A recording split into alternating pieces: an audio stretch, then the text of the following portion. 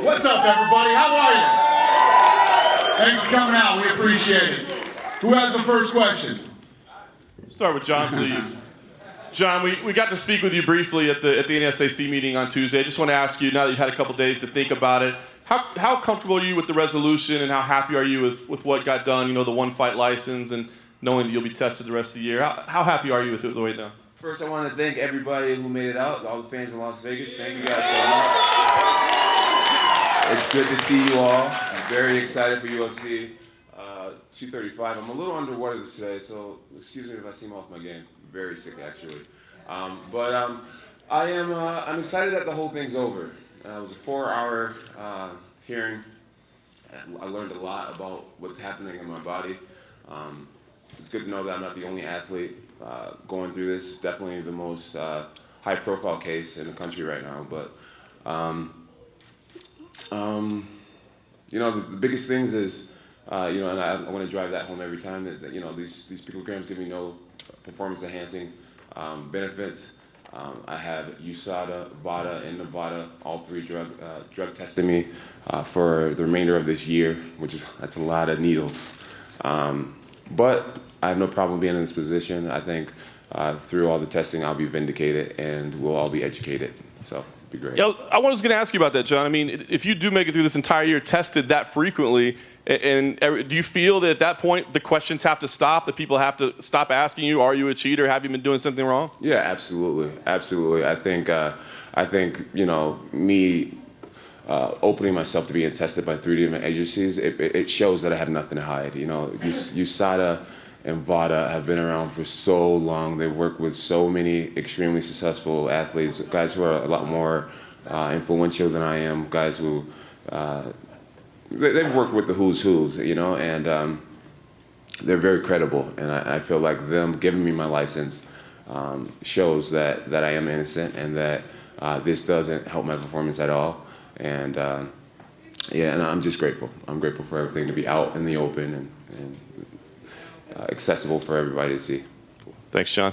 Thank you. Anthony, I want to ask you, confidence has never been an issue with you, but you can't take away what John has accomplished as a fighter. But I wonder, as you prepare for this fight, do you look back at his fights and see mistakes that other people made that you can correct, or do you believe that you possess something different inside of you, a skill, a trait, whatever it may be, that he hasn't seen before? You know, I think that every matchup is different. I don't think that you're ever going to fight 2 separate people and see the same thing. But I think that, especially with the move to 205, and I can really grow the way that I'm supposed to in between fights and leading up during the camp, that, you know, I think that I have the answer. I really do, or I wouldn't be here. You know, I'm not just coming in to hang out and fight. That's not it. And as you said, obviously John is a phenomenal athlete. He's a phenomenal fighter, and I know what's in front of me. You know, this isn't some big surprise. I know exactly what I'm doing, and I put myself here on purpose. Thanks, Anthony. I want to talk to Ben. Welcome to the UFC, of course. I wonder what the emotion is like for you right now.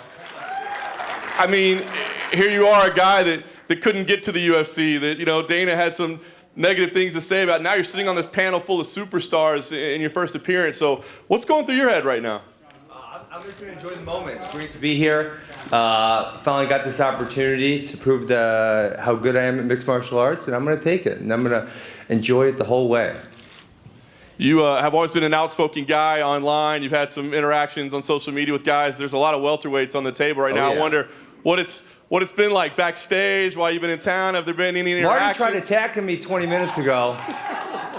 Listen, I knew this dude. We trained together at the Olympic Training Center. He was Marty then. I didn't even come at him when I got to UFC because I liked him. I thought he was a good dude. Listen, the opportunity came up at UFC 233. Tyron was hurt. I can't say this is a fact. He could tell you if it's a fact. I don't know if it's a fact. Colby and Marty were supposed to fight each other. Colby got scared. He's kind of a little bitch. Pardon my language. And so I said, listen, this is an opportunity. I'm here to fight the best guys. He's pretty damn good at fighting. So let's get in there for the title. And so obviously, I put the full weight of what I could behind him. Obviously, he doesn't like his old name. But that was what he went by. And so I don't know what his issue is with it. I wasn't even really trying to insult him. That was just how I knew the man. And I wanted to get in the cage and fight him. So I was trying to make the most of my opportunity. He clearly took offense to it. Maybe he could tell us why he took offense to it. And, you know, if something comes up after Tyron and Marty fight, then I'd be willing to fight him in the future. Thanks, Ben. I appreciate it. Fight. We get in the cage. I think he's confused what we do. Like, we're not playing basketball, wrestling. We get in the cage and we fight each other. So threatening me backstage, like, that was what I volunteered for. I volunteered for that. Thanks, Ben. Dana, I just want to ask one quick one outside of this card. The NSAC meeting was huge. I wanted to ask if you had spoken with Habib or his team yet. Maybe a 6-month suspension, maybe a 9-month suspension. We heard that he says he wants to wait the full year until his teammates are able to compete again. How soon do you think we can see Habib back in the cage? And is it possible that would happen here in Nevada? Because it sounds like he's saying maybe that he doesn't want that either. Right. Yeah. No, I haven't talked to them yet. Yeah, we'll get it figured out. If that 165 becomes available, America-Russia is always a great storyline. It always is. From like since the Cold War. America and Russia. Think about that. Think about how it sells. Think about that. 165, 165 isn't happening. By that point, we're going to have 20-0 Ben Askren versus 27-0 Khabib. Someone's O's got to go. America versus Russia. I will get on his back and I will chant USA.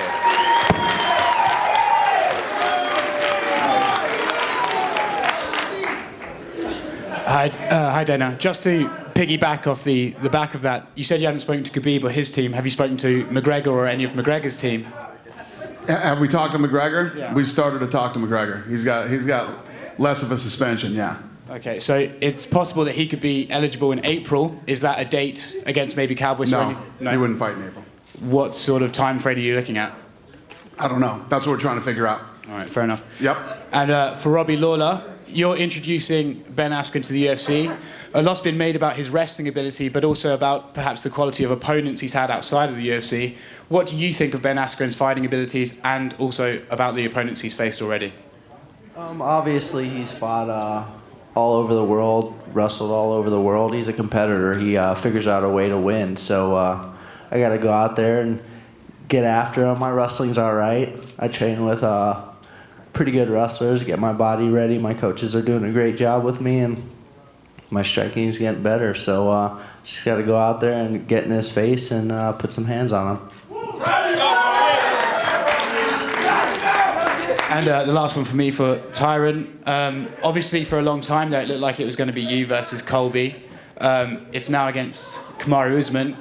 Are you still disappointed you're not fighting Covington, or is it the focus entirely switched on to Kamaru? Definitely the focus is on Usman. You can't have an opponent that's worthy to fight. You're thinking about somebody else. Everybody got to get it at some point. They just shifted the order. Thank you very much, guys. John, a question for you. You're essentially undefeated in your career, and I wonder, do you feel like you're still ascending, or have you plateaued? Like, do you feel like you can get better than you have been to this point in your career? Yeah, definitely. I feel like right now I'm at my absolute best. Fighting against Gustafsson just a few weeks ago, and being able to piggyback off of that win and go into another camp. Starting camp already in shape. Coaches, the vibe amongst the team already strong. I feel great. Been doing a lot of boxing, and I have a new boxing coach. We're starting to work. Boxing southpaw. I feel like when I go southpaw, everybody knows the kick's coming. So now I'm trying to get my hands better from the southpaw position. I'm doing a lot of jiu-jitsu, and I'm just realizing how much I don't know still about this sport. I'm really excited about how much I'm learning still. My maturity has grown tremendously. So where before in between fights I'd be the biggest party animal, now I'm in the gym while partying a lot, and.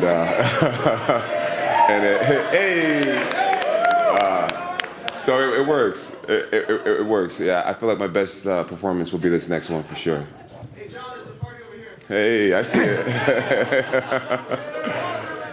Love the energy, guys. Love the energy. And just to follow up to that, John, you think of the great fighters in UFC history, and Anderson Silva had that long run, but it seems like 6 or 7 years is the most somebody can sustain it. Why do you think that is, that people don't have that ability to sustain so long? And B, is it kind of wearing down your body having all those fights, and is that part of it? Well, with me, I like I said before, I wouldn't really train in between fights. So where I'm I'm a veteran. I feel very young in the game still.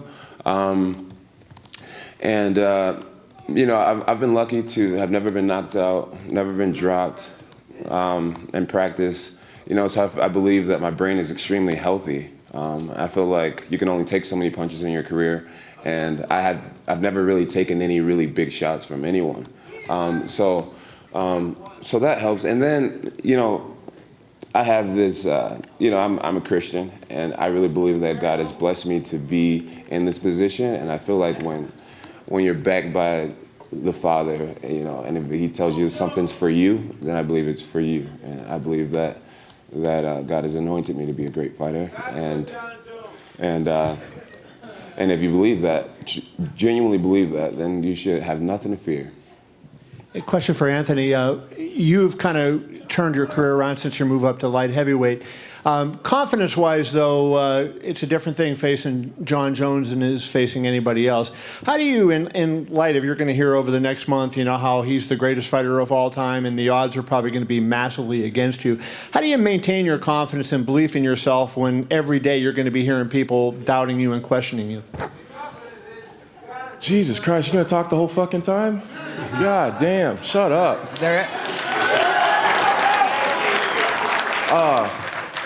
You know, I've been doubted my entire career. I'm a small-town kid from Nebraska. Like, I'm not supposed to be here anyways.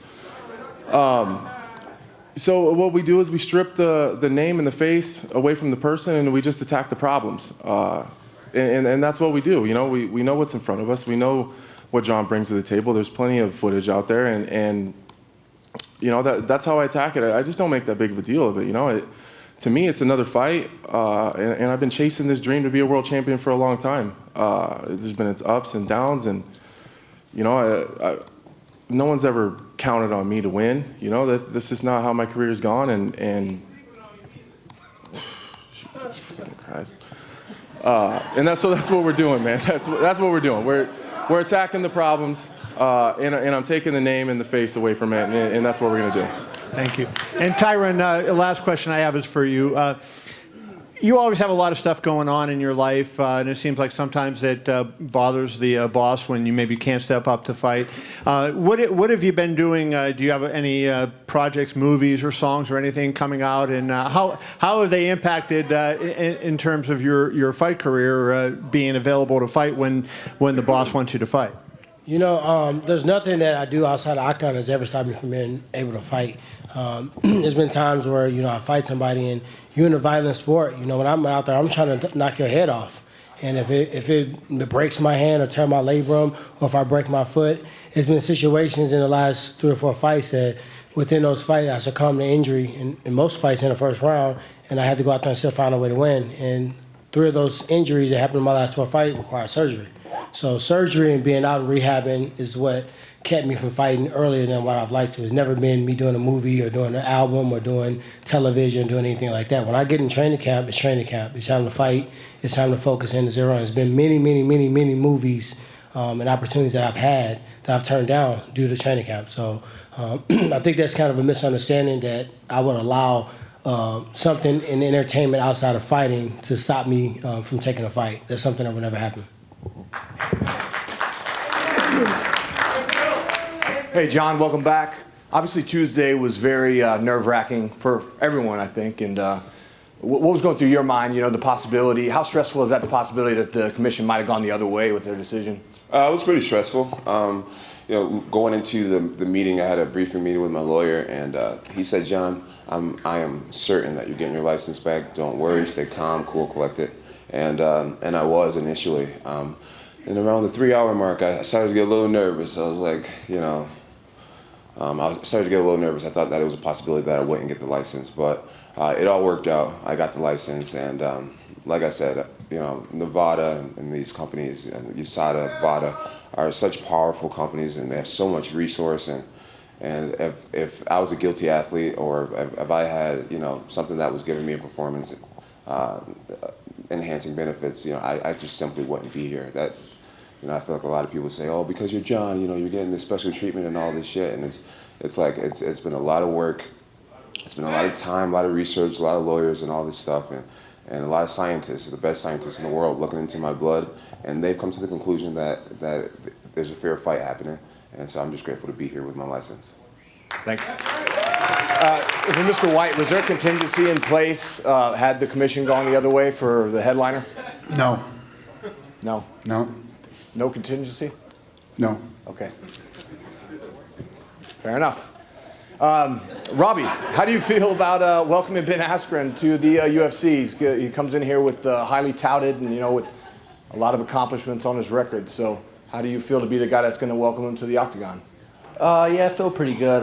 It's been a long layoff for me. Got back from my ACL surgery. It was a perfect fight for me to come back.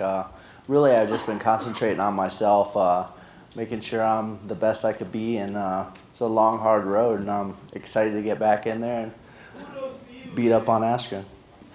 Does it bother you that the Vegas odds have you as an underdog versus a guy who's never fought in the UFC, whereas you're a former champion in the UFC? Well, I don't pay attention to the odds. I figured. Other than you telling me that, I don't really pay much attention to all the other stuff. Just focus on training every day, being with my family, making sure I'm becoming a better athlete. Basic stuff, staying within myself, and pretty boring, really. Just eating food that's getting delivered to my house and grinding. Fair enough. And Ben, obviously, if you continue your winning ways, it's going to put you on a collision course with your good friend and training partner, Tyron Woodley, although you all said you wouldn't fight each other. So, I mean, what's the answer? A 165 division, perhaps? Most likely, I think. But Tyron and I aren't fighting. That's already been well established. These guys, Anthony doesn't like them. I think they're pretty funny. They're kind of on point. Tyron and I aren't fighting each other. There's a lot of options, and frankly, there's a lot of people in the welterweight division that I want to fight, and I haven't fought any of them, right? So I got a long list. I could fight every other month for the next couple of years and fight a whole bunch of people I don't like. So, there's no need for me and Tyron to fight each other. A lot of people don't understand that, because most people would stab their best friend in the back for $100. They don't understand what real friendship's like. And it's like, I don't covet this man's possessions. I don't covet any of my friends' possessions. That's bullshit. Okay? You want to be champ. Exactly. Thanks, Ben. And last question for Cody Garrbrandt. Obviously, you had a couple devastating losses to your rival in TJ Dillashaw. Just tell us what the recovery's been like for you after those knockout losses, and what your training camp's been like in preparation for this fight. You got another tough guy in front of you. Yeah, I feel great. It's I've suffered defeats from TJ. I was able to refocus myself, my mind, my body. I was able to heal up and get back out there. So I just been back to the hard work. That's it. Being honest with myself. I got to watch my son grow up. He's 10 months now. So that was amazing to be able to watch that. It brought a lot of joy in my life. I'm healthier than ever. I'm excited to get out there and just this is my passion, is to fight. I'm excited to go out there March 2nd and deliver an awesome performance and climb my way back to the title shot and reclaim my throne. Thank you. Question for John, to your far left. It looks like you're going to be the biggest favorite you've been in your career for this fight. Usually when that happens, and especially if you roll through this, when you start hearing people saying, well, is there anyone left for this guy to fight? What's there left for him to do? Well, what's that like for you as a fighter? Is it frustrating, flattering? Just what do you make of that? It's flattering, but at the end of the day, it's a very dangerous position to be in. When you are fighting a guy that no one expects to do well, as the favorite, you have to be mature enough and humble enough to stay at the drawing board, stay in practice, take your opponent extremely seriously. The odds makers, that's what they do. Fighting is what me and Anthony does, I made a mistake the first time I fought Alexander Gustafsson. I watched his footage, and I just felt there was just nothing in his game that showed me that he would be the guy to beat me. And he almost beat me because of that attitude. So I take Anthony Smith extremely serious. He has 40 fights. He has double the experience I have. And we're going to treat him like that type of person, despite how other people feel about him. He'll get my undivided full attention. And one question for Dana. Dana, we got from Ben kind of what it's like for him to be up there. What about for you? What's it like? It seems like you're cracking a smile, enjoying him being up there. What's it like after all this? Yeah, I haven't been Askren up here. Yeah, it's great. Listen, I'm the one that wanted to bring Ben Askren into the UFC. I made this decision. He's here. He's a UFC fighter, and yeah, we're cool. I'm cool anyway. I'm sure. There we go. 2 thumbs up. We're good. I'm good also. All I need is opportunity. As long as you don't prevent me opportunity, we're great. And hey, man, as long as I keep winning fights, I'm going to have lots of opportunity. Just for Kamaru to your right over here. Hey, guys, stop. Stop. Go ahead, ask the question. Kamaru, what happened with Ben backstage? What? I know not what you're speaking. Well, he said that you threatened him. Threatened him? See, that's the difference. It's not threatening. There's no threat. What do I need to threaten somebody for? My thing is, I'm in this sport because this is what I do. I chose to be here. You know, so me too. If you're my thing is, if you're gonna talk online, you want to come at me with a certain energy. When you see me on site, keep that same energy. That's it. That's it. That's how I am. Dude, we fight in a cage. What? I mean, I don't understand what more there can be. Like, do we want to introduce weapons, or what do we want to do? Like, young man, you know, I'm older than you. Congratulations, young man. Congratulations, you made it here. You know, you get to be up here with your favorite fighters. You know, maybe after this, we could all sign something for you, so you can take home to your family. Congratulations, you made it here. Now, you know what? You should be worried about that man over there. You know who you're fighting? Yeah, Robbie, he's good fighting. You know who you're fighting? Okay, pay attention. Be worried about that man. You know, I'm fighting for the UFC welterweight title. Yeah, because Colby got scared. I will be the new welterweight champion. I highly doubt that. You can come talk to me. I would. On that man over there. If somehow Tyron like slips on a banana peel or something, then I will be calling your name. You better not come at 30%. If you come at 30%, they're gonna need the ambulance. It's all good, playboy. I ain't bringing 30% for you. Hey, you know what I always say, man? You know, I have the biggest shovel out here. When it comes down to digging deep, can't nobody dig as hard as I can dig. So you know what? Who have you dug against? Who have you dug against? Who has you fought? It does matter. You can't use your shovel in water. Hey, listen. What have you done? One thing you've never seen from me. I ain't backing up. You hit me, I'm still coming.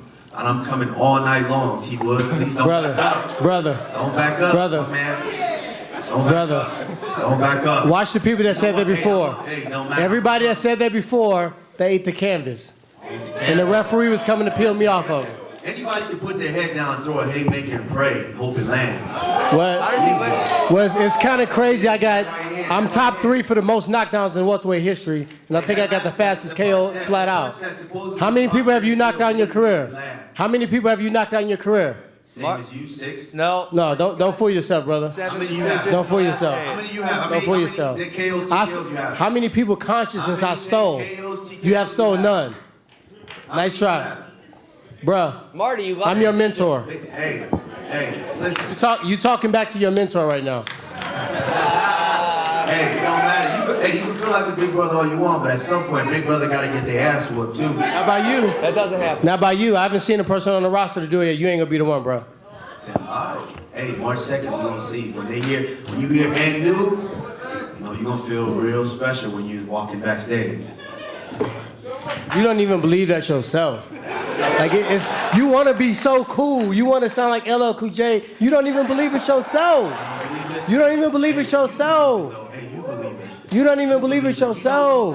Don't think I forgot what you said to me. Don't think I forgot what you said to me. Hey Tyron, how did it feel when Dana first wrapped that belt around you? I said you'll know one day, but not while I'm in there, not while I'm fighting. What you said to me? You never asked me that? No. You never asked me that? No, I understand. You never asked me that? You said you would know, but did you say not what I'm saying? I said you would know one day. Right there, y'all listen, right there. I said you would know one day. That day is not March 2nd, bro. It's been in the making for years. Yeah, you would chat, but I asked you that. You know why? Because I'm going to take it out for you one day. No, you won't, man. You know one day, guess what? Come on, what you gonna do better than me? You gonna out wrestle me?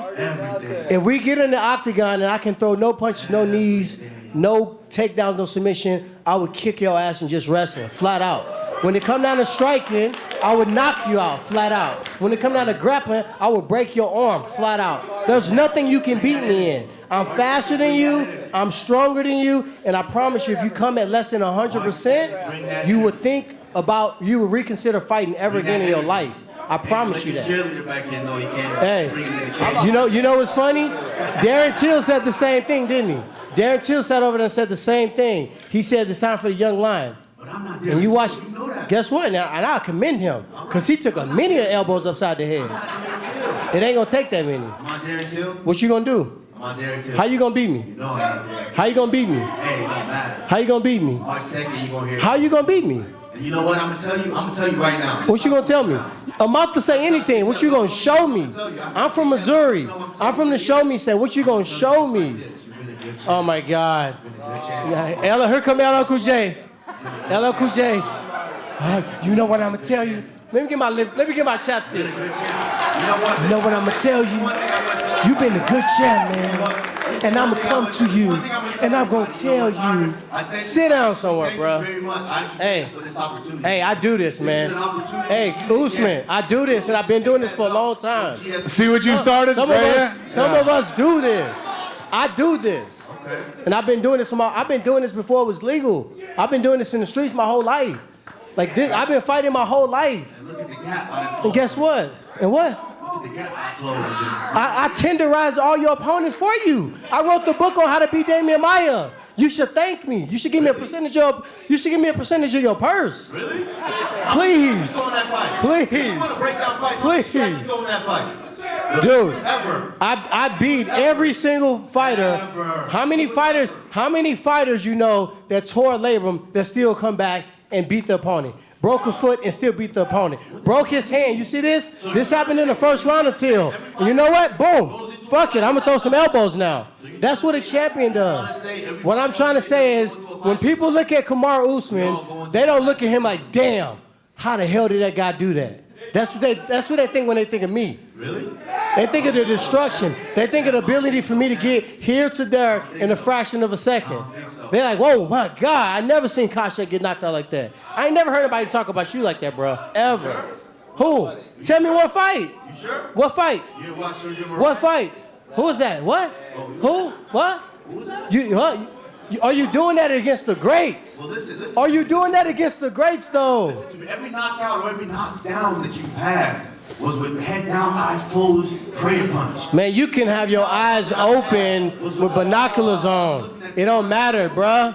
I don't need to throw a haymaker. Okay. Hey, it is what it is, champ. Like I told you. All right. March 2nd, I'm gonna tell you just like this in your ear. I want you to tell me how you're gonna do it, though. I'm gonna tell you. Really I want you to tell me how you're gonna do it, though. That's what I want you to provide me. All right, let's get another question, you two. Let's get another question.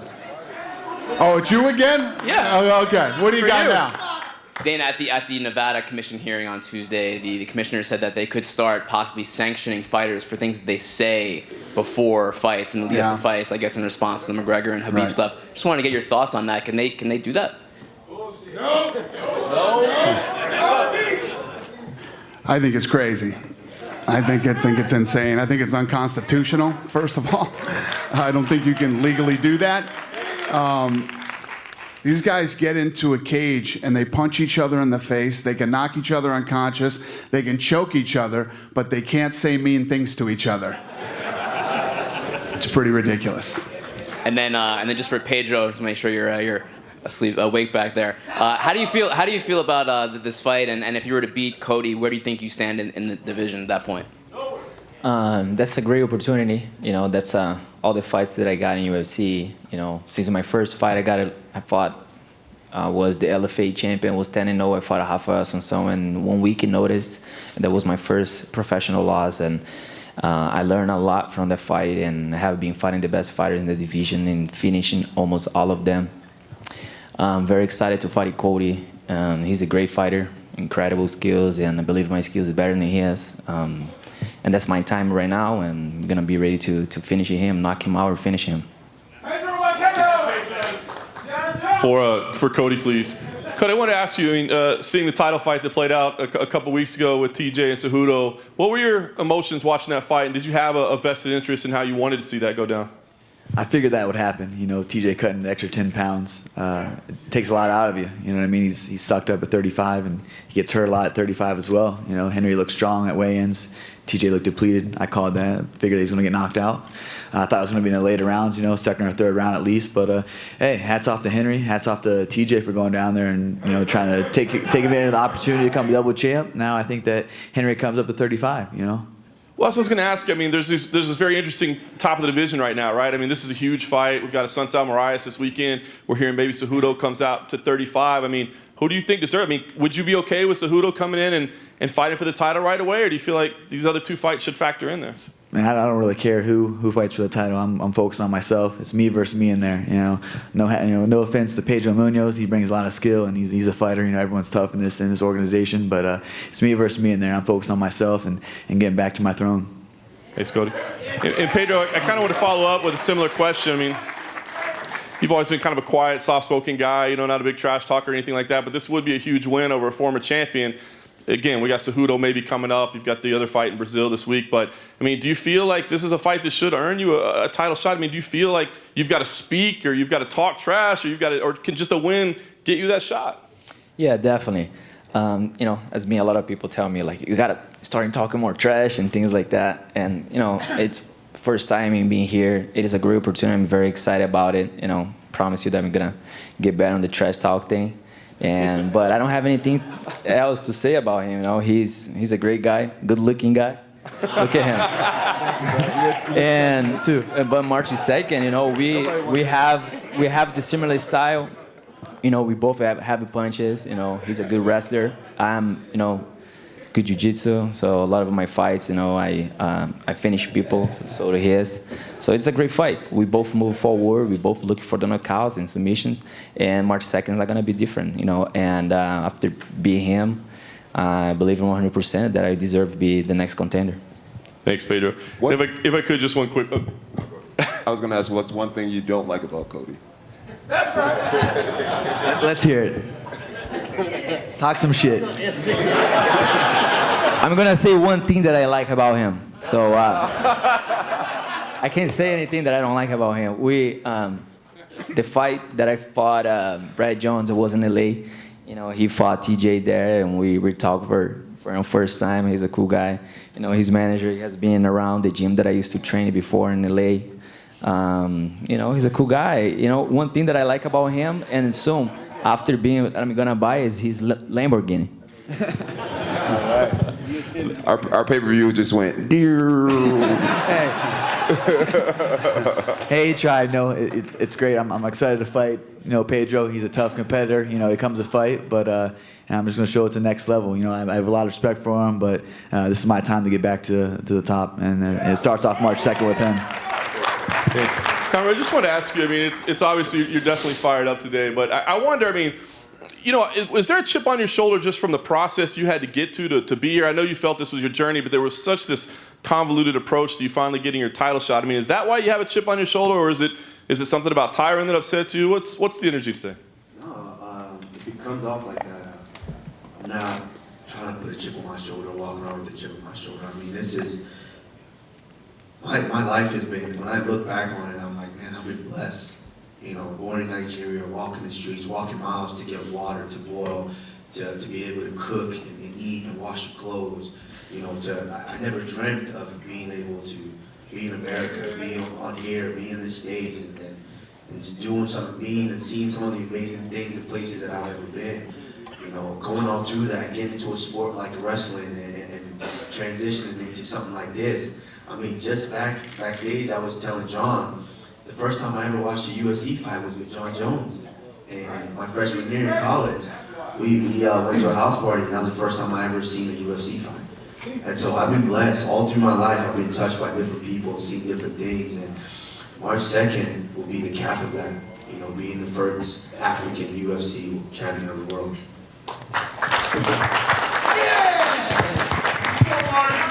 Hey, Dana, to your right. One question that I don't feel like has been brought up over the last 2 months with everything that happened with John and the situation of California and Nevada and USADA or whatever is, do you think that this is working? You brought in this drug testing program 3 years ago, and we've seen, guys lose a lot of their career to contaminated supplements. And then, John has a test come out, but then they say, well, it's so low that it's from years ago, so he's allowed to fight, but then that damages his reputation, obviously. Do you think that this is working? Are you happy with the way that the drug testing is happening? Absolutely. I mean, these guys are getting tested all the time. These guys are being drug tested nonstop. It's absolutely working. This or nothing, yes, it's definitely working. And the goal is, when you have talented fighters like this, guys that have this type of talent, if you can keep them off these drugs, it creates longevity for their career. The guy, it's a fact that people who use performance-enhancing drugs run into all types of problems with their career, and especially if they get caught and they have to get off them, it's completely life-changing. So yeah, that was the goal when we started the USADA program. So some of the headaches or whatever that come up don't outweigh the benefits, is what you're saying? Absolutely not. Okay. We knew, going into a drug testing policy like this one, there's going to be times where it ruins fights and things happen, but to clean up the sport and to do what's right for the athlete. Listen, if you're hitting balls over a wall with a stick, who gives a shit if you're using steroids? But if you're in here fighting, another human being, and you're that much stronger, that much faster than they might be, it's very dangerous, and it's the right thing to do.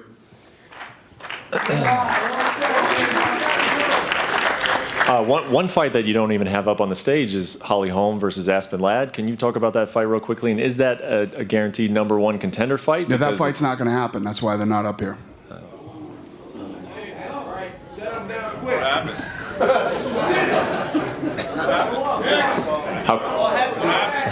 What? Can you elaborate on that? We're working on another fight. We're working on another fight for both of them. On this card? No. Dana over here. That bummed everybody out, huh? Yeah, it did. Yeah. Jesus. Just to clarify, so Holly will not be on this card at all? Correct. Right in front of you. So quick question, actually, to go back to the commission. After the commission hearing, Khabib's manager said that he would not fight in Nevada again, that he preferred MSG. Have you talked to him about that? Will he actually come back to Las Vegas? Khabib's manager says a lot of things. I don't know if that's true or not. We haven't got into it yet with him. I know that he's not happy, with the Las Vegas situation, but I don't know if that's true, that he absolutely would not fight in Las Vegas. I don't know if that's true. And actually, just to follow up to that, they want him to do that anti-bullying campaign. Did they tell you what that entailed at all? Is he going to schools? Is that just going to be a PSA? And he's that out? I don't know. I think it's a PSA, and he has agreed to do that. So he can knock his suspension down to 6 months. Perfect. Thanks.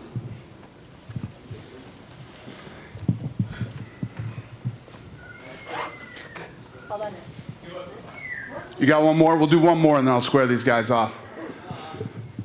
Not you guys. One of these guys. We've heard all your questions over the last 45 minutes. Hey, if we're just asking one more, Rob, I heard you mention earlier that this is a perfect fight for you to come back to. Coming off of an ACL surgery, though, and knowing that Ben has been known as a guy who really likes to wrestle, is that a challenge? Is it a challenge to have to get in there and really work on your wrestling and know a guy's going to come wrestle you when you're coming off of a major knee injury? No, not really. It was a challenge even if I wasn't hurt. I mean, obviously, look at his record, all the things he's accomplished. So my body's 100%. I'm stronger than I've ever been before. My leg's better than it was before. So I'm looking forward to it.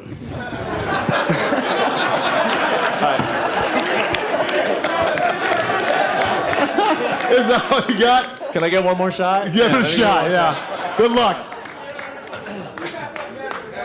Ben, when this fight was first made, you told me that you thought it was made because Dana White thought Robbie Lawler could beat you. After the nice exchange that you guys had earlier, do you still think that? I don't know, Dana, what do you think? And I'll answer second. You know how many times I've been through that in my 20-year career? The paranoia of fighters that I'm trying to get them beat. Listen, this When you come to the UFC, you fight the best. He's one of the best in the world. You know what I mean? He's undefeated. You're going to fight the best. You're going right into the top of the heap.